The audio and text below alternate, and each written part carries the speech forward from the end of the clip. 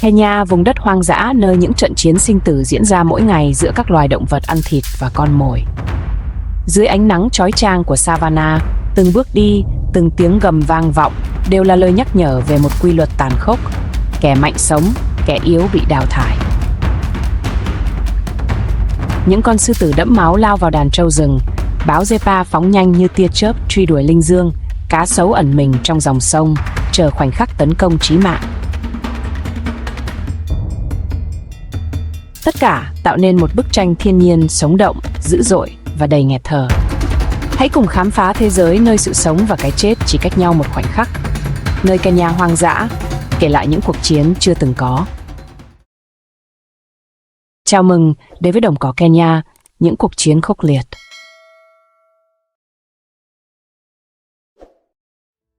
Sự sống còn ở vùng đất rộng lớn và khắc nghiệt của Kenya. Cuộc đấu tranh cho sự sống còn là mãnh liệt và đầy đủ sự tàn bạo.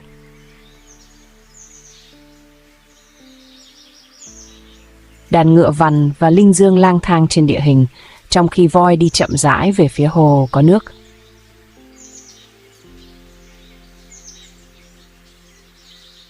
Gia đình sư tử đã tụ tập với đàn con đang chơi đùa vui vẻ dưới sự giám sát của người lớn. Ngay cả với những khoảnh khắc sự yên bình, gia đình phải đối mặt với những thách thức liên tục do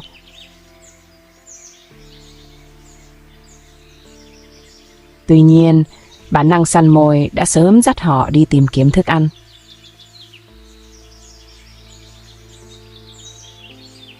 Ngay sau khi chúng tìm thấy con mồi và chuẩn bị đột nhiên tận hưởng nó. Ở đằng xa, một nhóm của những con linh cẩu xuất hiện, tiến nhanh về phía bữa ăn của sư tử. Linh cẩu với số lượng lớn tấn công với quyết tâm buộc sư tử cái tìm nơi trú ẩn trên một cái cây gần đó.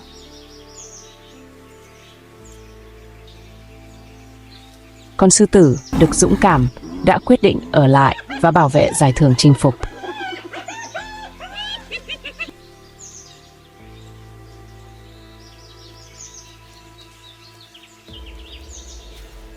Những con linh cẩu chiến thắng đã lấy xác chết trong khi sư tử bỏ đi trong sự thất vọng và đói. Con linh cẩu thưởng thức bữa ăn của mình, nhưng bản chất không thể đoán trước sớm trở thành tiết lộ. Những con linh cẩu đang ăn ngấu nghiến bữa ăn của chúng, xé xác chúng bằng sự thèm khát mạnh mẽ.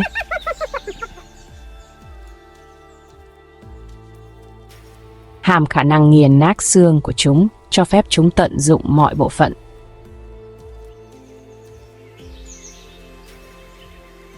Mặc dù chiến thắng, tranh chấp về lương thực đã tạo ra xung đột. Giữa hai con linh cẩu bắt đầu đánh nhau dữ dội và cuộc chiến kéo dài trong đêm.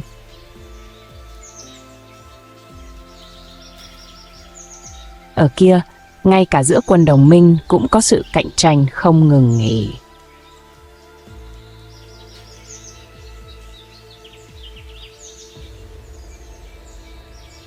Ngay cả trong một nhóm, sự cạnh tranh cũng khốc liệt phản ánh bản chất của nó, tàn nhẫn.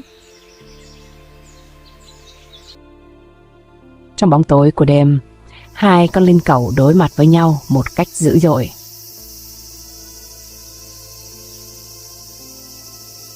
Tiếng gầm rú của xác chết và tiếng cười đe dọa vang vọng khi họ trao đổi.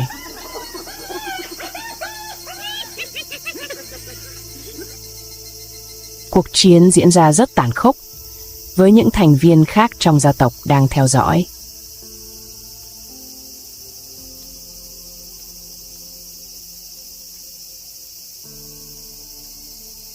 Khoảng cách bản chất cạnh tranh chi phối biến bữa ăn thành một cuộc đối đầu không ngừng nghỉ.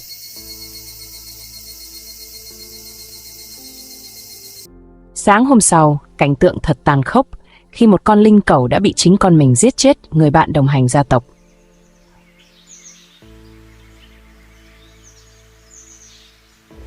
Trong một hành động tàn ác, những người sống sót đã xé nát đầu của con linh cẩu đã chết.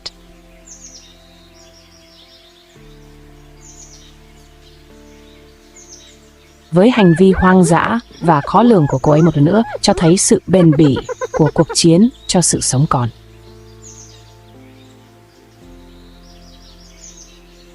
Bản chất loài linh cầu phản ánh sự cân bằng tàn bạo và không ngừng nghỉ của động vật hoang dã.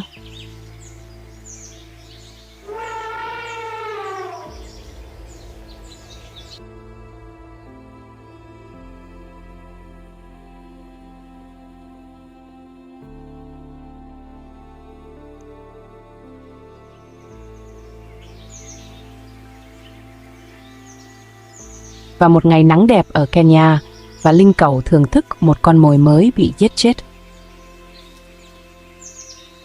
Con linh cẩu bằng bộ hàm khỏe mạnh của nó xé xác con linh dương Impala, thưởng thức từng miếng thịt từ nó.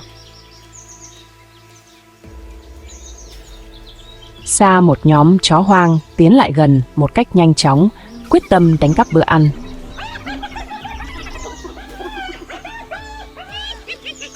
Ở Kenya, cuộc chiến giữa linh cẩu và chó hoang nổ ra.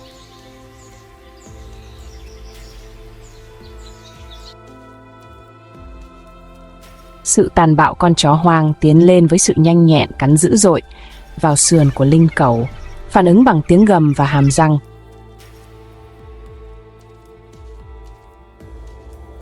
Con chó nhanh nhẹn và phối hợp mạnh mẽ tìm cách làm mất ổn định và sự gián đoạn khi nó chống cự bằng sức mạnh.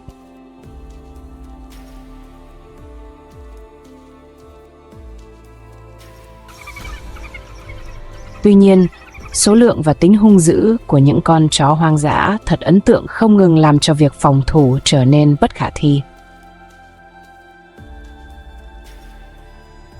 Những con chó hoang ăn mừng chiến thắng, trong khi những con linh cẩu kiệt sức và bị thương và theo dõi từ xa, sôi bề.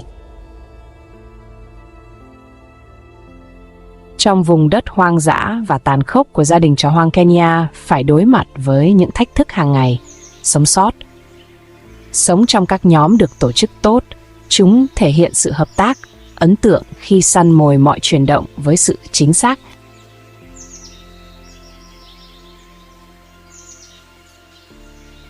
Với vẻ ngoài và cơ thể nhanh nhẹn, các thành viên trong nhóm bảo vệ những chú chó con đang chơi đùa vui vẻ ở xung quanh.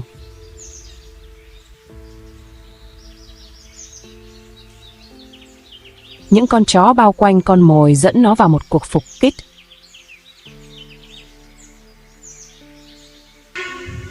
Đàn linh dương kêu la đau đớn vang vọng khi bị hạ gục và nhanh chóng bất động. Ở một góc khác của Kenya, một chú chó con đi trong đồng cỏ, vô tư chơi một mình mà không biết mối nguy hiểm đang bao quanh mình.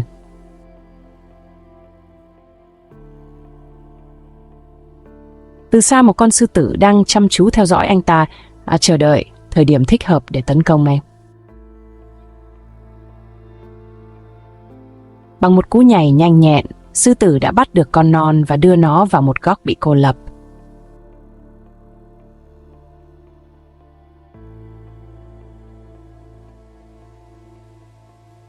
Khi mẹ của con chó hoang trở về, chó mẹ ngay lập tức nhận thấy sự vắng mặt của một trong những chú chó con của cô ấy.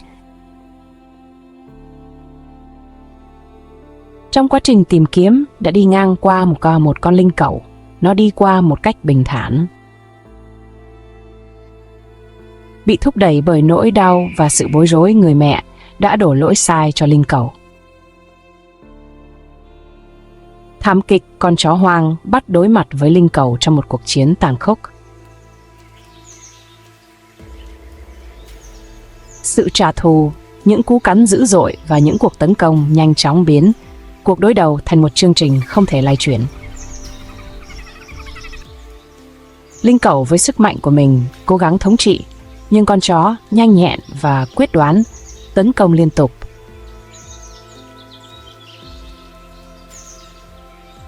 Tiếng rên rỉ và bụi tung lên làm tăng thêm cảnh tượng khi máu nhuộm đỏ mặt đất. Là trận chiến dữ dội tượng trưng cho cuộc đấu tranh không biết mệt mỏi vì sự sống còn và công lý ở Kenya. Linh cẩu dẫn dắt đội của mình với một mục đích cao cả, trả thù cho cái chết của một con trong bầy. Vì linh cẩu biết rằng sư tử đứng đằng sau điều này.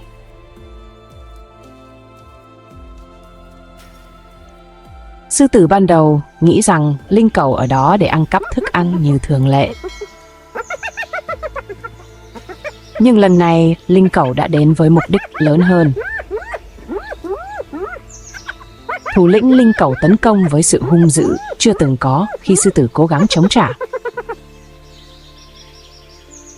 Bị dồn, sư tử vào chân tường, rút lui và leo lên một cái cây để tránh những cuộc tấn công. Ngày hôm đó đã cho cô ấy thấy rằng ngay cả vua của rừng xanh có thể bị thách thức.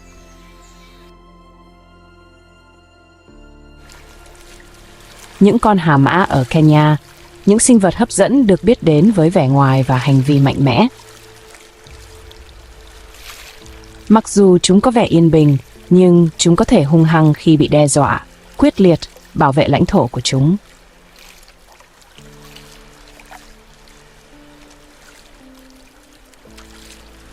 Mà loài báo nổi tiếng với sự khôn ngoan và kỹ năng của nó, bộc lộ tính linh hoạt khi săn cá trong bùn. Báo lặng lẽ tiến đến bãi bùn, bàn chân anh ta di chuyển một cách chính xác để tránh những âm thanh có thể cảnh báo con mồi. Đôi mắt sắc bén của chúng phát hiện chuyển động nhỏ nhất trong bùn.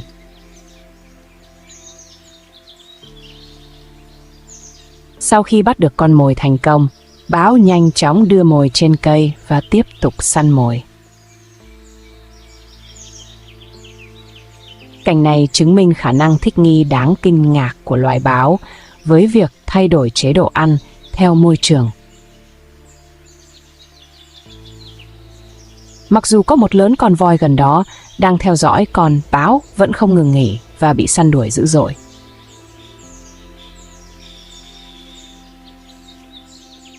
Bình tĩnh, sự tương tác độc đáo này giữa báo trong bùn làm nổi bật sự đa dạng của thói quen săn bắt của loài này. Động vật quan sát hành vi này trong môi trường sống tự nhiên là một đặc ân hiếm có và không thể nào quên. Báo hoa mai rất chăm chỉ và liên tục tìm kiếm thức ăn cho những báo con. Nhưng không phải lúc nào cũng yên bình. Nguy hiểm luôn rình rập.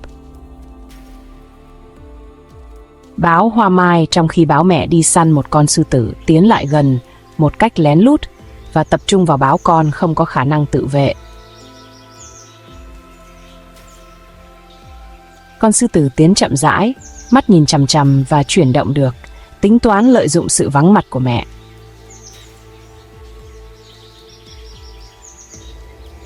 Con báo mẹ phát hiện ra điều gì đó không ổn, chạy lại quan sát và chờ đợi rằng con báo con của nó chắc chắn.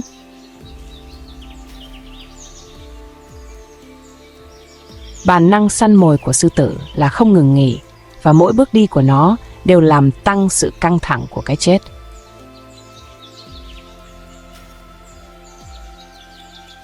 Đột nhiên con báo con kêu lên, thu hút sự chú ý của con sư tử. Với những chuyển động nhanh nhẹn và chính xác đã bắt được con báo nhỏ đang mang nó đi.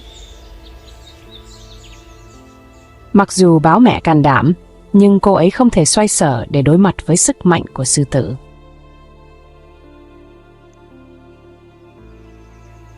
Cảnh tượng được đánh dấu bằng nỗi đau và mất mát, một thực tế tàn khốc trong cuộc sống hoang dã.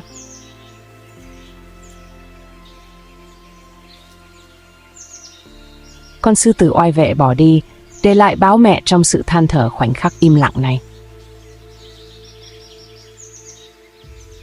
Làm nổi bật những thách thức cực độ mà động vật phải đối mặt. Bản chất sự mất mát của báo con đánh dấu một chương bi thảm, nhưng phổ biến trong chu kỳ của động vật hoang dã.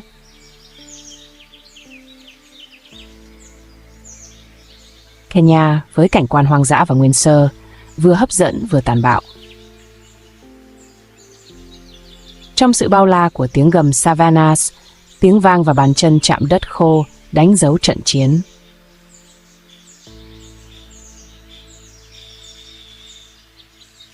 Cuộc sống chuyển động lặng lẽ qua đám cỏ cao. Anh ấy chờ đợi khoảnh khắc hoàn hảo để tấn công.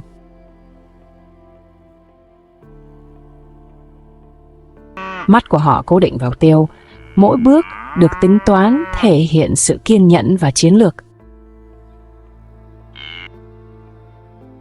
Đàn trâu rừng cũng cho thấy chúng không phải là loài dễ ăn. Cả đàn đã quay trở lại để dọa sư tử. Nhưng sư tử vẫn là vị vua, nhanh chóng thống trị và tiếp cận bầy đàn trâu. Khi sư tử nhảy lên tác động là tàn bạo, đánh ngã con trâu xuống mặt đất. Con sư tử mạnh mẽ và oai vệ nuốt chửng con trâu rừng đã ngã xuống con mồi của nó, xé xác thịt một cách tham lam. Kenya, gia đình sư tử tụ họp dưới ánh mặt trời vàng của thảo nguyên, hình ảnh sức mạnh.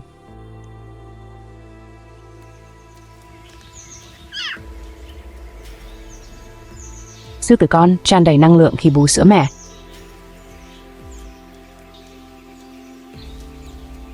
Đây là những vị vua kế vị từ sư tử cha của nó.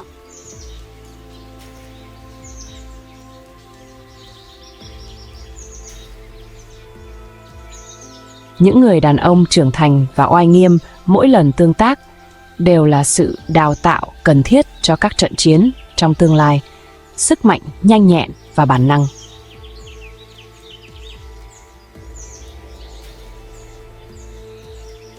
Gầm rú và vui tươi mô phỏng những trận chiến thực sự, một cuộc diễn tập cho cuộc sống săn mồi đang chờ đợi chúng.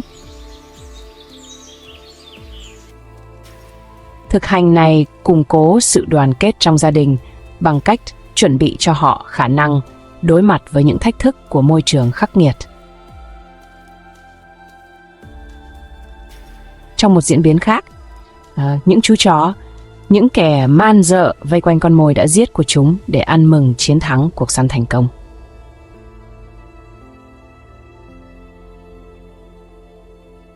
Chúng nhai và tiếng sủa cảnh báo khi họ quan sát đường chân trời.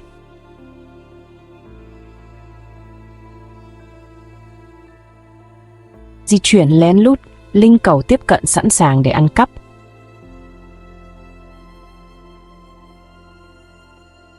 Những con linh cẩu tự tin vào sức mạnh của chúng, tấn công những con chó cố gắng đe dọa chúng.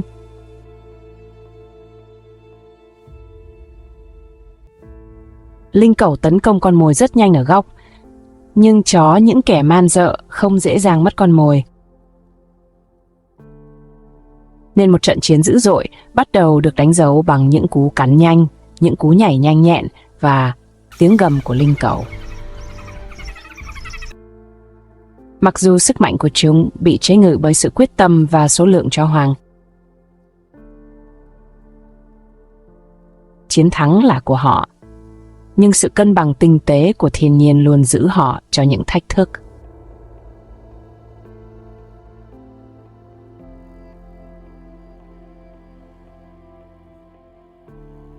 Mặt trời mọc ở thảo nguyên Kenya chiếu sáng cảnh quan bằng ánh sáng rực rỡ mềm mại.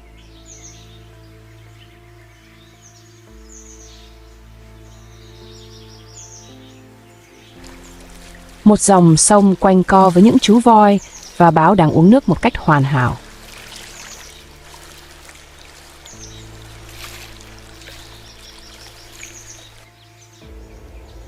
Một nhóm báo Zepa nghỉ ngơi trên đồi và quan sát từ xa tìm kiếm thức ăn.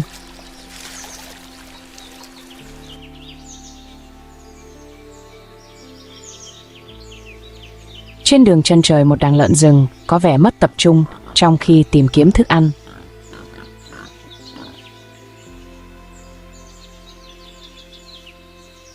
Đôi mắt của chúng sang lên, đã đến lúc săn mồi. Chúng bắt đầu tiến lên từ từ.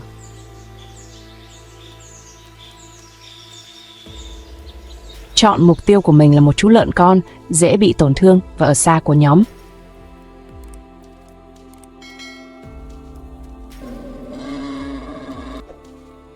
Con báo Zepa chạy đi với tốc độ cao, bắt đầu cuộc rượt đuổi.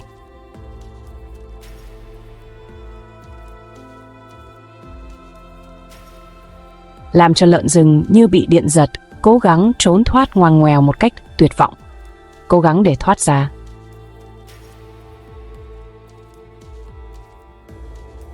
Với sự nhanh nhẹn và sức mạnh đạt đến kết thúc của chú lợn con, cây nha đồng cỏ trở lại trạng thái tự nhiên của chúng, như con báo ăn con mồi bị bắt.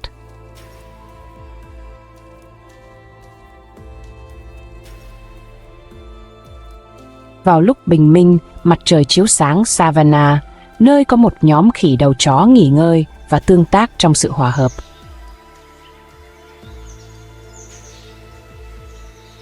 Khoảng cách một con báo Zebra xuất hiện lặng lẽ, thận trọng, tiếp cận nhóm khỉ đầu chó.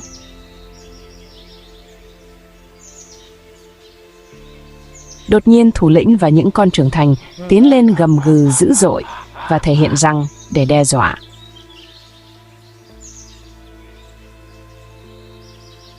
Báo do dự khi cô nhìn thấy sức mạnh của nhóm và biết rằng cô không thể đối mặt quá nhiều kẻ thù cùng một lúc. Và thời điểm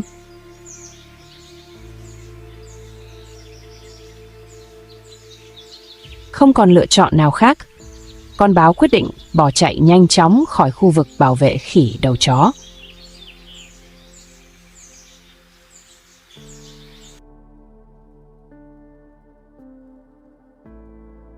Một nhóm báo Gepa đang ở lại cảnh giác để tìm kiếm con mồi dọc theo đồng cỏ. Ở đằng xa, một đàn lợn rừng xuất hiện đang đi để tìm kiếm thức ăn.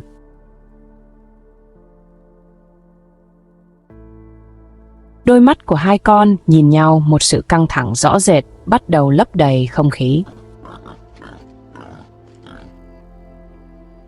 Lợn rừng nhận ra kẻ săn mồi đó đã cướp đi mạng sống của một chú lợn con. Cơn thịnh nộ ngày càng gia tăng trong đàn. Con lợn mẹ dẫn đầu đàn di chuyển với quyết tâm hướng tới loài báo Gepa nghỉ ngơi. Con báo nằm xuống nhanh chóng đứng dậy gầm gừ để đe dọa. Lợn rừng đang tiến đến gần. Lợn rừng tiến lên gầm gừ và hét lên, sử dụng lợi thế về số lượng để đe dọa báo Gepa. Những con báo Gepa rút lui khi biết rằng số lượng lợn rừng làm cho báo không thể đối mặt với mối đe dọa của phía lợn rừng.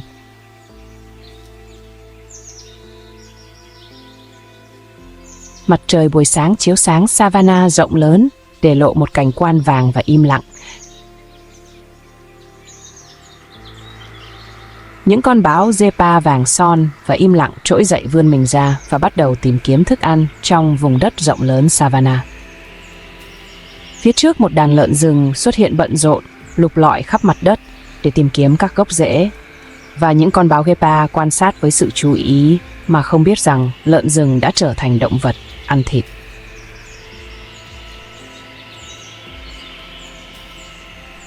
Một con báo Gepa đói tiến tới, di chuyển nhẹ nhàng trên địa hình, tiến lại gần của bầy đàn lợn rừng.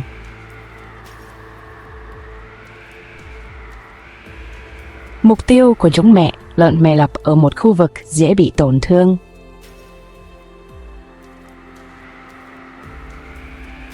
Tiến triển với tốc độ cao, bắt đầu một cuộc truy đuổi dữ dội.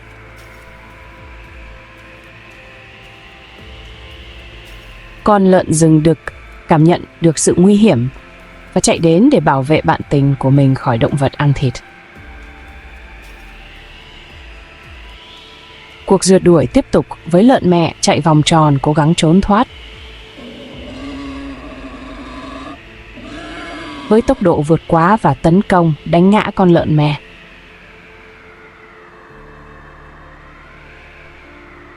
Từ xa, lợn đực bố bất lực nhìn bạn tình của mình thua cuộc với kẻ săn mồi. Một con chó rừng xuất hiện từ bóng tối, bị thu hút bởi mùi máu đang đến gần với thận trọng. Một trong những con báo Gepa nhận thấy kẻ xâm lược và ngay lập tức tiến về phía trước để kéo anh ta ra khỏi bữa tiệc, cho rừng nhanh chóng rút lui. Trong khi nó quay trở lại tận hưởng của bữa tiệc.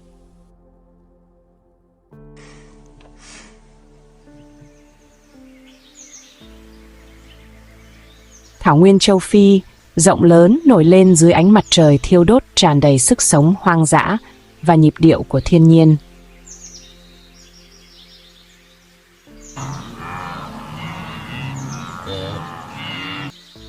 Những chú hươu cao cổ thanh lịch dẫn đầu, theo sau là linh dương đầu bò trong một cuộc hành trình tuyệt vọng đến sống sót.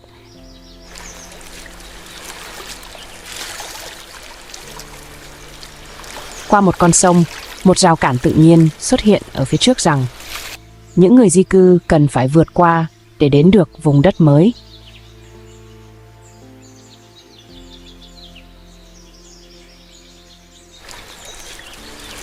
Những con linh dương đầu bò bắt đầu tiến về phía trước khi họ đối mặt với dòng chảy để đến được nơi khác bên kia bờ.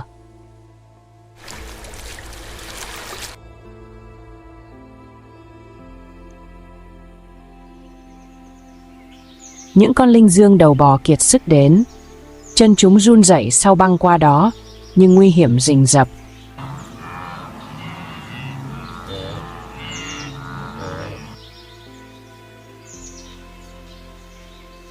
Giữa bóng tối, những con báo đang rình rập chuẩn bị cho tấn công.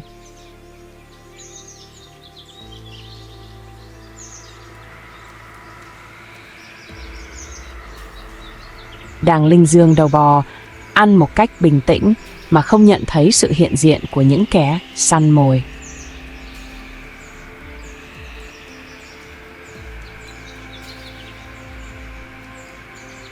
Những con báo Zepa chọn mục tiêu là một con linh dương non của nhóm, dễ bị tổn thương, và cô lập báo Zepa cúi mình và lặng lẽ tiếp cận con mồi của nó trong tìm kiếm cơ hội để tấn công.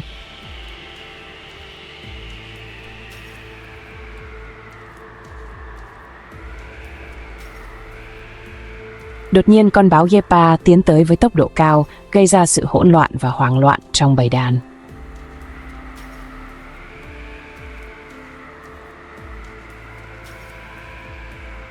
Cuộc rượt đuổi thật điên cuồng, linh dương đầu bò cố gắng trốn thoát.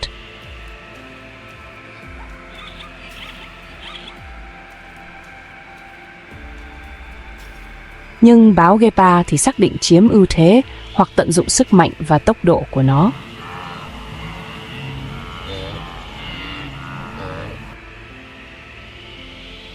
Báo Yepa nhảy lên lưng với độ chính xác cao với mục tiêu để kiểm soát tốc độ chạy của con mồi.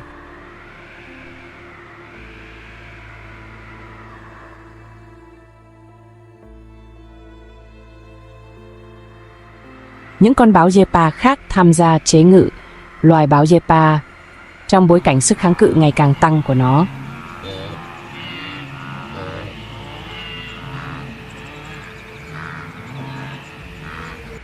Con nhỏ hơn cố gắng chiến đấu và quay tròn để đáp trả bầy đàn.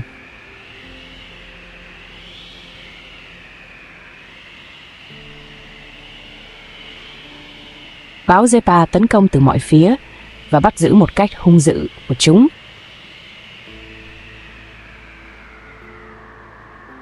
Ở xa một nhóm khác, bất lực nhìn bạn đồng hành của mình bị chi phối bởi động vật ăn thịt không ngừng nghỉ.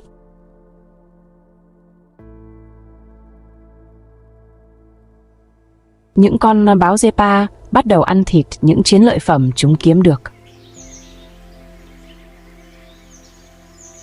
Sau khi đàn báo Yepa ăn xong, chúng tiến lại gần cái cây để nằm xuống và nghỉ ngơi trên cao.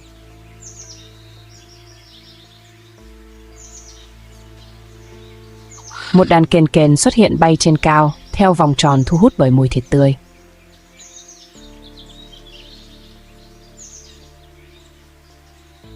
Với đôi mắt tinh tường, họ nhận dạng xác chết bị báo Yepa bỏ lại và bắt đầu hạ xuống đất.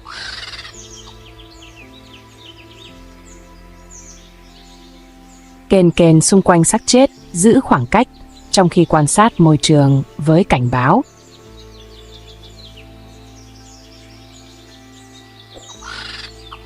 Những con kền kền khác nhìn thấy cơ hội chạy đến xác chết, bắt đầu cuộc chiến giành từng mảnh.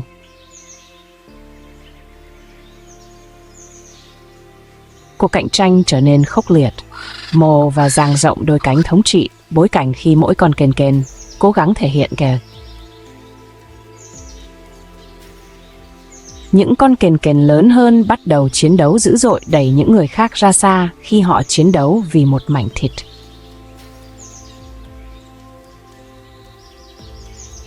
Con lớn hơn thống trị chắc chắn và đẩy đối thủ ra xa bằng những cú mổ nhanh và hiệu quả. Cuộc chiến giữa họ vẫn tiếp tục, nhưng xác chết bắt đầu bị tiêu hủy, chỉ còn lại rất ít. Tất cả các chu kỳ của cuộc sống tiếp tục xác chết, bây giờ sạch sẽ một bài học của cuộc đấu tranh cho sự sống còn ở Savannah.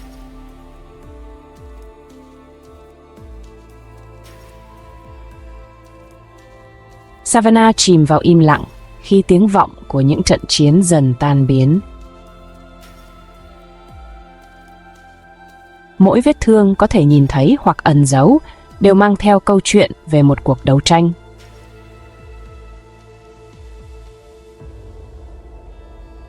Cuộc sống của nhiều người là sự sống còn, chiến thắng tạm thời trước những mất mát không thể khắc phục được.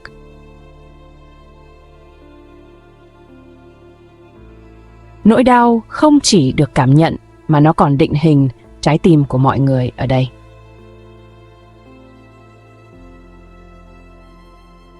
Sống trên bầu trời đầy sao Savannah nghỉ ngơi, nhưng những ký ức về trận chiến chỉ còn lại ánh sáng của bình minh, những thách thức mới đang chờ đợi.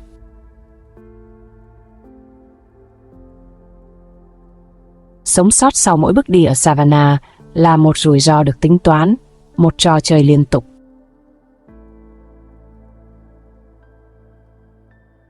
Cái chết và sự cân bằng là mong manh và sự sống còn không bao giờ đảm bảo.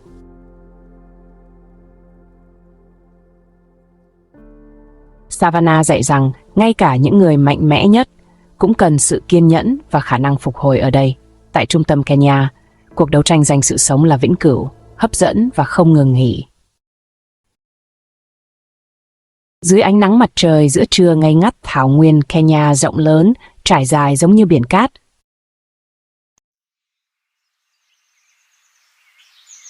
Một con báo cái hướng mắt vào mục tiêu con mồi.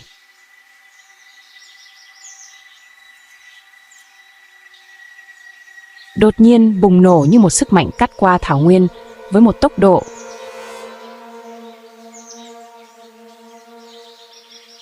không thể so sánh với con linh dương chạy ngoằng ngoèo, nhưng con báo Zepa rút ngắn khoảng cách săn mồi, nhận giải thưởng, phần thưởng của nỗ lực. Hình ảnh người mẹ để lại con linh dương trên mặt đất. Những đứa trẻ phấn khích bắt đầu để ăn hết thức ăn của chúng. Nhưng bữa tiệc chỉ tồn tại trong thời gian ngắn. Từ xa, tiếng vọng của những âm thanh nham hiểm báo hiệu một mối nguy hiểm. Những con lớn hơn kéo đến như một đàn vây quanh gia đình nhà báo, khiến người mẹ cảnh giác và gầm lên, nhưng số lượng quá nhiều không thể mạo hiểm mạng sống của con của mình.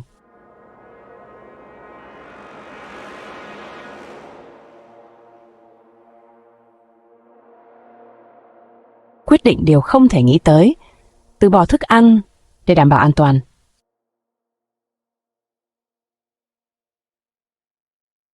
Những con linh cẩu đầy đủ vội vã tới xác chết xé nát linh dương. Người mẹ đã đi xa với quyết tâm bước đi, thức ăn đã mất nhưng con non của chúng được an toàn. Trong vùng hoang dã của Kenya, cuộc sống là một sự hy sinh liên tục, một cuộc đấu tranh không có hồi kết. Những tia nắng đầu tiên của mặt trời chiếu sáng thảo nguyên, xua tan sương mù bao phủ nơi đây. Một con báo mẹ ẩn mình trong bụi cây lén lút xuất hiện để bắt đầu cuộc săn mồi. Buổi sáng, đôi mắt sắc bén của nó quét qua đồng cỏ, đang tìm kiếm mục tiêu giữa các loài động vật đang gặm cỏ trong đó. Đột nhiên một con linh dương non tách khỏi nhóm, là cơ hội mà không thể bỏ lỡ. Đột nhiên sự bình tĩnh bị phá vỡ, con báo nhảy như tia chớp, giải phóng tốc độ của nó mạnh mẽ. Cuộc rượt đuổi tuy ngắn ngủi, nhưng dữ dội linh dương không thể sánh kịp sức mạnh và tốc độ.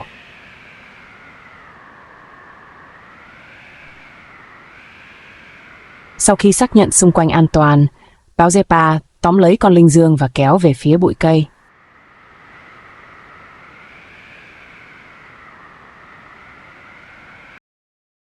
Mẹ để con mồi ở gần đó và lũ con vụng về chạy về phía mẹ.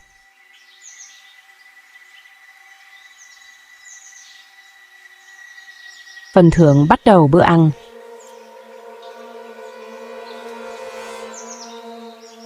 Mỗi lần cắn đều nhanh và gấp, mùi máu có thể thu hút thợ săn khác. Báo con ăn nhanh sau khi mất đi con mồi.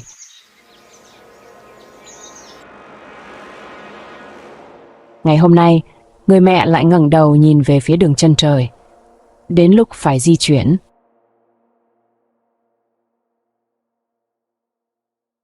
Gia đình này bình tĩnh bước đi, tìm nơi ẩn náu an toàn trong bụi cây.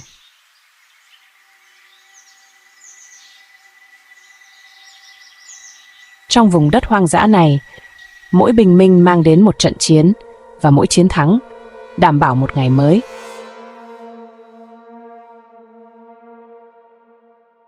Buổi sáng bắt đầu với bầu trời trong xanh và những tia nắng mặt trời chiếu sáng.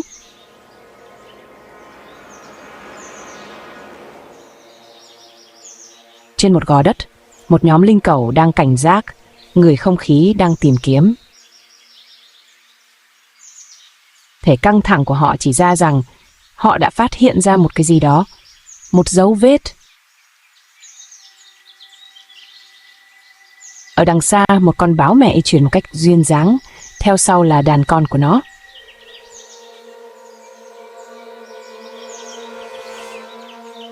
Tò mò dẫn đàn con đi, mẹ dạy cho con một bài học quan trọng về săn bắn. Sống sót bằng cú nhảy chính xác, con báo mẹ hạ gục con mồi, thể hiện kỹ năng của mình.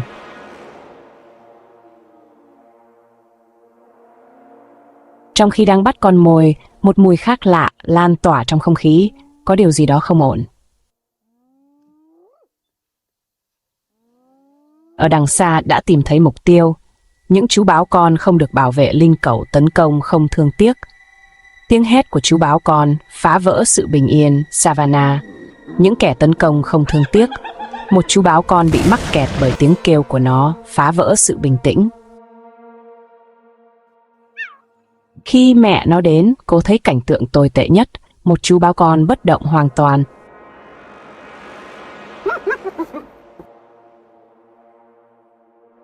Đôi mắt nó phản và sự giận dữ, một tiếng gầm dữ dội vang lên, một tiếng hét bất lực.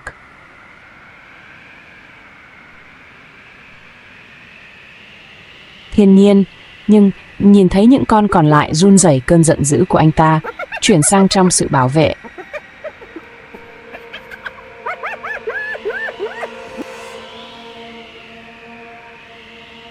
Với bước chân chậm rãi, người mẹ dắt đàn con đi, bỏ lại đằng sau cảnh tượng. Nỗi đau ở thảo nguyên Kenya, cuộc sống không bao giờ dừng lại, nhưng cái giá phải trả là trả giá cho sự sống còn luôn đẫm máu và tàn khốc.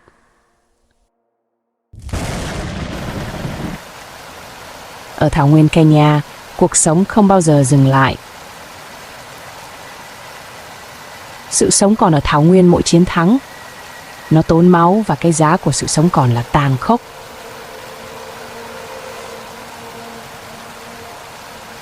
Không thể tránh khỏi trong những đồng cỏ rộng lớn của Kenya.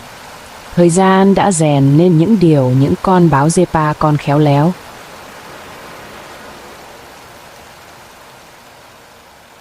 Những thợ săn mà bầy đàn nhỏ đó ngày càng đông đảo và mạnh mẽ hơn, đe dọa người khác kìa.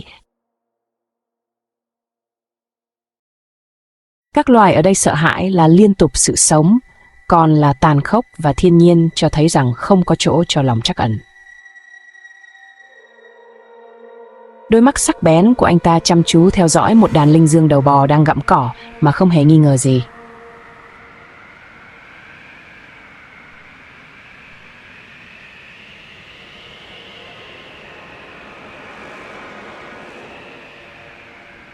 Đột nhiên sự bình tĩnh bị phá vỡ Bầy báo Gepa đột nhiên chuyển động như một cơn lốc. Cuộc rượt đuổi thật điên cuồng như những tinh thần đồng đội của loài báo Gepa. Thống trị các cuộc tấn công của những con báo Gepa trẻ từ mọi phía.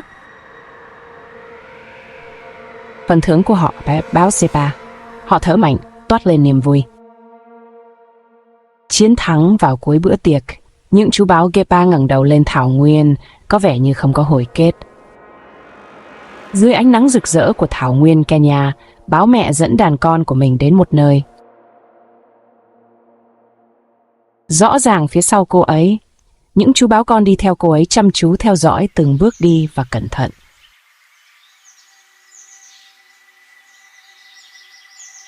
Chuyển động, quay đầu và nhìn những chú báo con của mình, ánh mắt của cô ấy truyền đạt cho chúng bài học.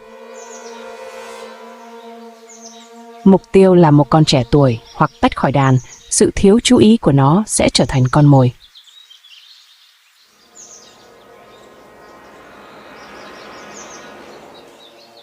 Đột nhiên, như một tia chớp, con báo mẹ lao mình vào không gian.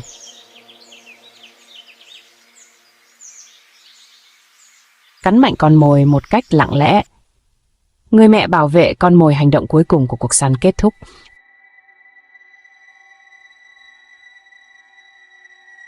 Đặt con mồi trước mặt những đứa trẻ đói và lo lắng.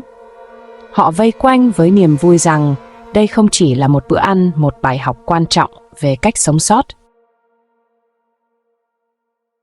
Biết đây là lần cuối cùng nó hướng dẫn, bây giờ chúng phải đối mặt với cuộc sống một mình.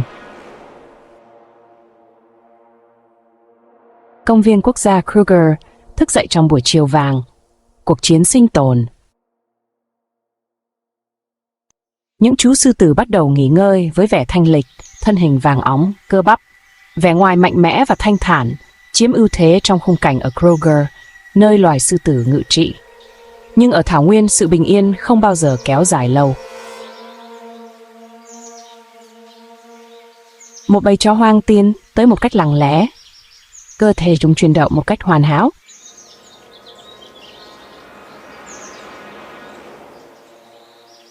Sự phối hợp đột nhiên xuất hiện một mối đe dọa lớn hơn những con sư tử tiến vào cảnh tượng hùng vĩ và tự tin vào sức mạnh của họ.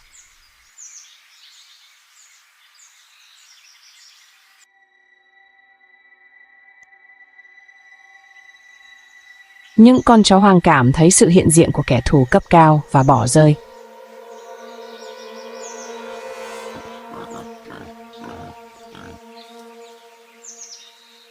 Thời gian khách quan dường như dừng lại. Mỗi bước đi của sư tử được tính toán trên cơ thể của mình, hòa quyện với cỏ cao.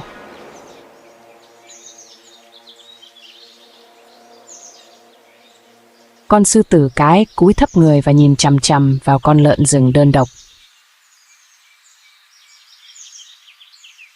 Không chuẩn bị gì trên bờ hồ, một con lợn rừng uống nước một cách bình thản mà không hề tưởng tượng đến nguy hiểm.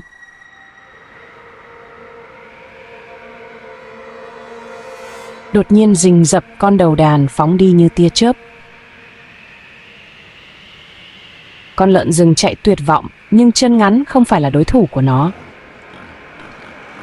Kẻ săn mồi với cú nhảy mạnh mẽ, sư tử lao vào và bắt lấy con mồi. Sư tử cắn vào cổ lợn rừng, kết thúc cuộc chiến. Sống sót với con mồi giữa hai hàm răng, sư tử kéo lê nó qua bãi cỏ. Bầy đàn đang háo hức chờ đợi nó đến bắt đầu bữa tiệc. Hoang dã, mặt đất chuyển sang màu đỏ, cuộc chiến giành thịt bộc lộ bản năng. Ở Kruger mỗi ngày là một, chỉ có những kẻ mạnh nhất mới chiến đấu ở đây. Sống sót khi mặt trời lặn dần trên thảo nguyên, trong khi những con sư tử đã no nê từ từ trở về.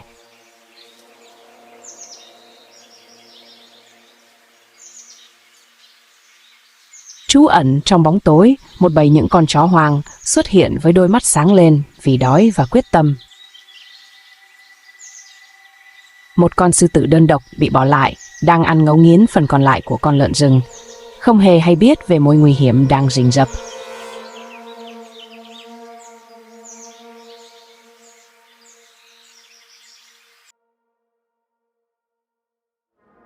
Đang tiến đến, nó đứng dậy với bệ hạ gầm lên thật to, cố gắng xua đuổi bầy xâm lược. Anh ta biết mình đang ở một mình, với tiếng cầm báo cuối cùng, con sư tử lùi lại và rời khỏi.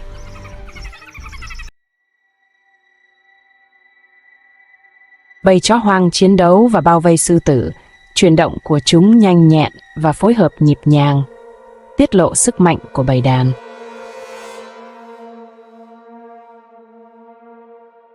Những con chó hoang lao vào xác lợn rừng, chiến thắng của chúng được phản ánh trong tiếng hú của họ.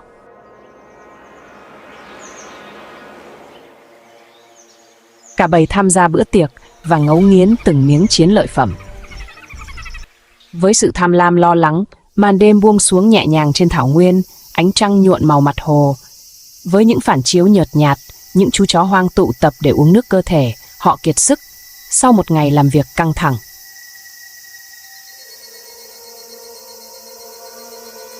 Bên kia hồ, những con sư tử đang uống nước với ánh mắt chăm chú. Con sư tử đầu đàn giữ sự căm ghét trong mắt nó. Nó không nói một lời, sư tử gầm lên một tiếng ngắn ngủi, đã đến lúc trả thù bầy đàn.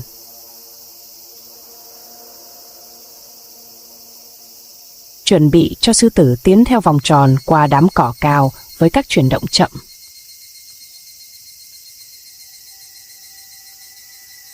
Đột nhiên sư tử đầu đàn ra hiệu cho bầy tấn công phá vỡ sự im lặng với tiếng gầm khủng khiếp.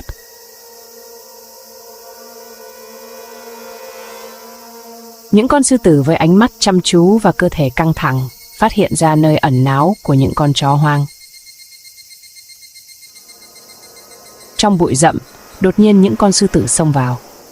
Trong hang, những con chó hoang hoảng sợ sủa và chạy trốn. Hỗn loạn. Thủ lĩnh của bầy chó hoang cố gắng chống cự, nhưng một con sư tử đã đánh ngã nó với một phong trào tàn bạo. Thủ lĩnh của sư tử cắn mạnh vào con đầu đàn của bầy chó hoang đang thể hiện lãnh địa tuyệt đối của nó trong im lặng. Những con sư tử tụ tập vui vẻ, trong khi những con chó hoang chạy trốn. Hoảng sợ, với bình minh, cơ thể đã lạnh ngắt. Các bạn đồng hành quan sát anh ta từ xa, bất lực và tổn thương.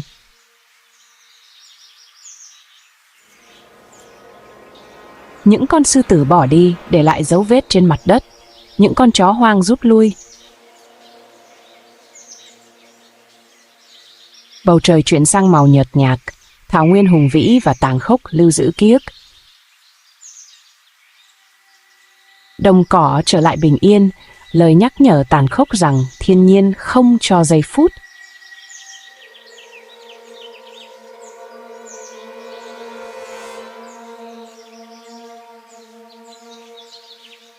Dưới ánh mặt trời thiêu đốt của Kenya, cuộc sống tràn ngập trong thảo nguyên rộng lớn.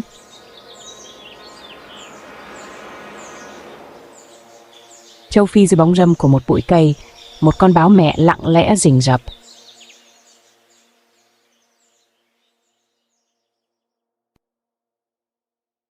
Bộ lông loang lổ của anh hòa quyện với cỏ vàng vô hình.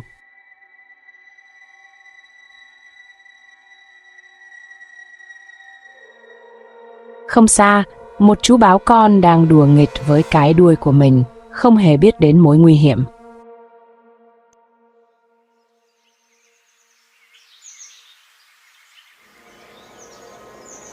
Đôi mắt tròn xoe dõi theo mẹ chờ đợi một động thái.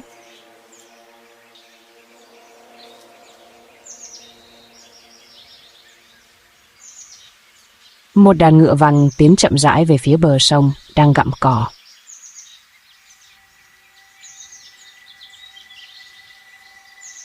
Mục tiêu của nó là một con ngựa vằn cổ đờn ở cuối của đường thẳng quệt.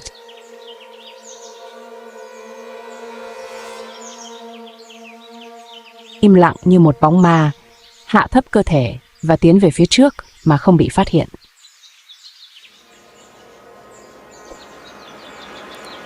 Đôi mắt lạnh lẽo vàng vọt của nó, một bước đi là tính toán. Con ngựa vằn băng qua sông, đột ngột như một tia chớp. Con báo hoa mai tấn công. Ở xa và con báo, con đang theo dõi từ cái cây. Con mẹ trèo lên cùng con mồi, bám chặt vào vỏ cây bằng móng vuốt. Chú báo con kêu lên thích thú khi mẹ nó đưa thức ăn cho nó. Phần thưởng dưới bóng cây, báo mẹ không bao giờ chủ quan. Nó cẩn thận nhưng họ không đơn độc. Một nhóm linh cẩu dường như bị thu hút bởi mùi của máu.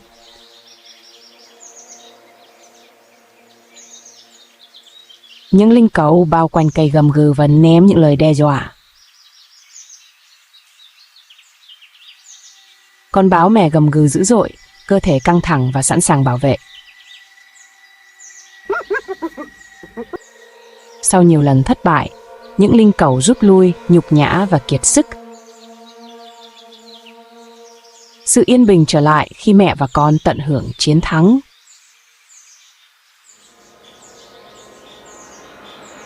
Mặt trời bắt đầu lặn trên đường chân trời. Một ngày, chiến thắng khác. Savannah. Buổi sáng thức dậy ở thảo nguyên Kenya với ánh nắng vàng chiếu sang cỏ khô. Một con lợn bướu châu Phi đang đào bới mõm của anh ta bị phân tâm, tìm kiếm rễ cây trong số các loại thảo mộc. Bước chân của cô ấy được tính toán và nhẹ nhàng, như thể không khí tự nó đã đưa cô ấy đi, không có tiếng ồn. Một số con mắt của con báo mẹ đang nhìn chằm chằm vào con lợn bướu, sự căng thẳng tăng lên không khí ấm áp. Và sau đó nó tấn công cơ thể nó và bắn ra nhanh như chớp. Không thể ngăn cản, báo mẹ đã lấy phần thưởng của mình và kéo nó đến dưới gốc cây lớn để bảo vệ cô ấy một chu. Báo con tò mò tiến lại gần, phấn khích và đói bụng nhìn mẹ mình với sự ngưỡng mộ. Đột nhiên một âm thanh trong cỏ phá vỡ sự tĩnh lặng, tiếng bước chân lén lút và tiếng cười. Những âm thanh cao vút vang lên đập vỡ.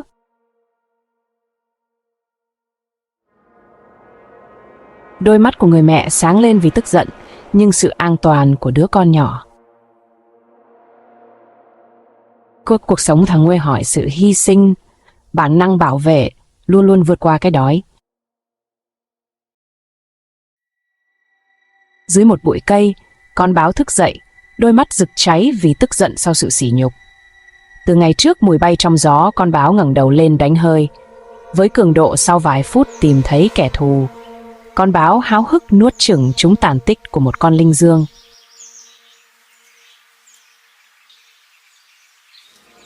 Con báo cúi mình, cơ bắp căng cứng, đôi mắt sắc như dao găm vàng không hề mất đi mục tiêu. Và đột nhiên một tiếng gầm phá vỡ sự bình yên của bình minh, làm rung chuyển không khí.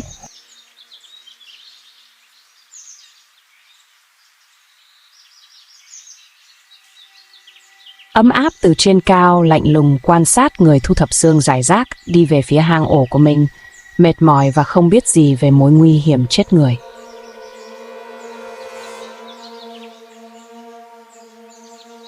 Rình rập. Mặc dù nó đã lấy lại được thức ăn, nhưng ánh sáng trong mắt linh cẩu cho thấy sự tức giận của nó vẫn chưa kết thúc.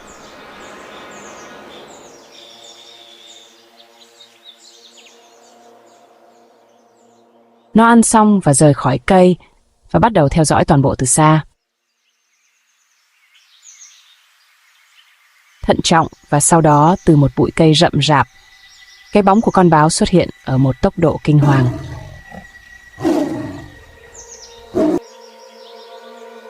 Móng vuốt và răng của nó cắm sâu vào cổ họng của linh cẩu, phá hủy mọi thứ bên trong nó. Vài giây sau, con báo vẫn còn kích động kéo kẻ thù của mình về phía một cái cây.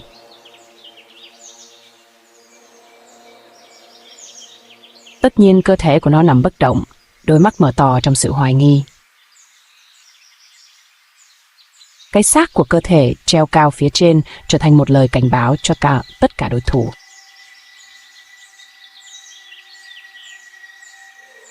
Sau khi trả thù, con báo bước đi với những bước chân kiêu hãnh như một vị vua, người đã khẳng định lại sức mạnh của mình. Tỏa sáng trên bộ lông vàng của nó khi thảo nguyên im lặng chiêm nghiệm.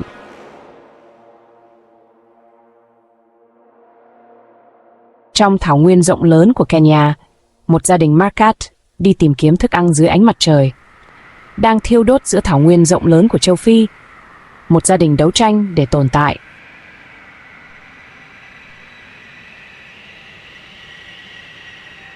Ban ngày đàn di chuyển cùng nhau qua những cánh đồng khô cằn, khám phá bãi cát tìm kiếm thức ăn.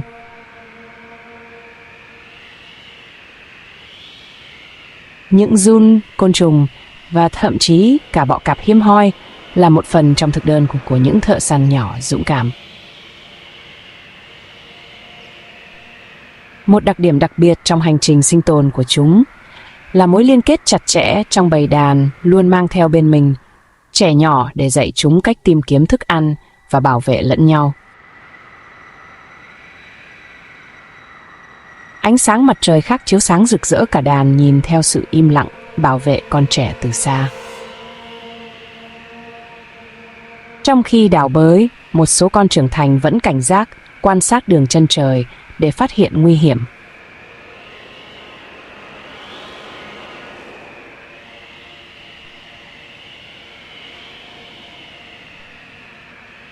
Cố gắng đào bới để tìm thức ăn có thể chữa khỏi cơn đói của chúng.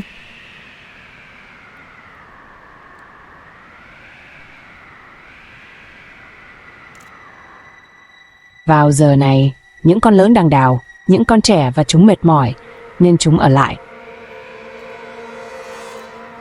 Một con bọ cạp đang ở trong hoang, chúng bắt được con bọ cạp đang cố gắng chiến đấu với nó.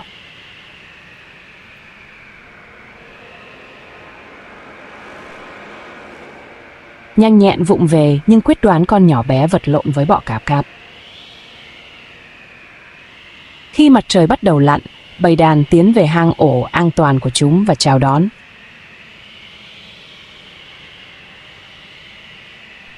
Đột nhiên một con rắn hổ mang xuất hiện, đôi mắt của nó sáng lên, nó nhìn chằm chằm vào đàn. Bầy đàn phát hiện ra mối nguy hiểm và bỏ chạy tránh khỏi cuộc tấn công.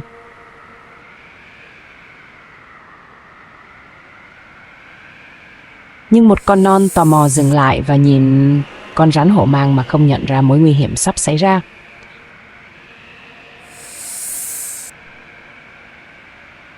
Khi phát hiện ra đứa trẻ, những con lớn quay lại, tạo thành một vòng tròn bảo vệ, chống lại mối đe dọa chết người.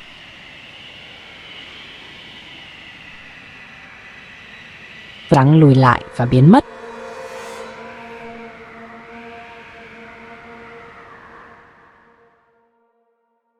Dưới bầu trời, gia đình nhỏ này tượng trưng cho sự gắn kết và sinh tồn trong tự nhiên. Buổi sáng hoang dã ở thảo nguyên Kenya, thức dậy trong ánh sáng vàng của mặt trời trên bãi cỏ.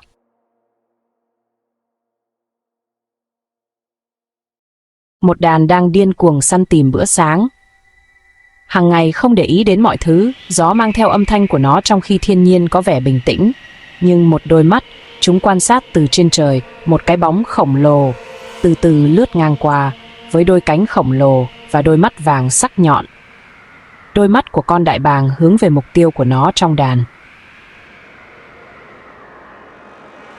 Một con cầy trưởng thành, cảnh giác, đột nhiên đứng dậy, quét mắt xung quanh bằng đôi mắt cảnh giác, và cảnh giác phần còn lại của bầy phản ứng sự bình tĩnh bị phá vỡ khi chúng nó nhìn lên.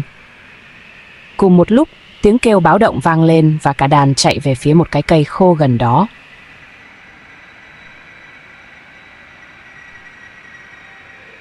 Nhưng một con trẻ bị bỏ lại phía sau, cố gắng theo kịp nhưng những bước chân của nó quá chậm. Từ trên cao đại bàng lao xuống với tốc độ chết người như một mũi tên sẵn sàng tấn công. Trong tích tắc, những móng vuốt sắc nhọn bắt lấy con cầy hương nhỏ một cách tuyệt vọng.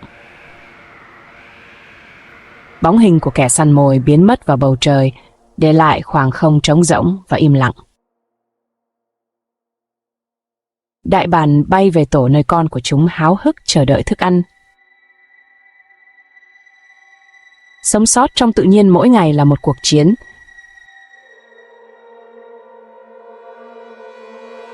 Và yếu trở thành thức ăn mặt trời từ từ rơi xuống, thảo nguyên châu Phi rộng lớn tắm mình trong sắc vàng.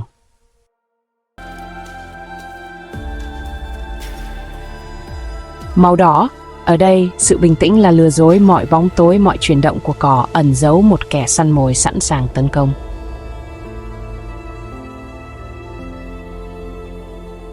Đối với con mồi, nỗi sợ hãi không bao giờ biến mất. Mỗi chuyển động có thể là cuối cùng trong lãnh thổ này.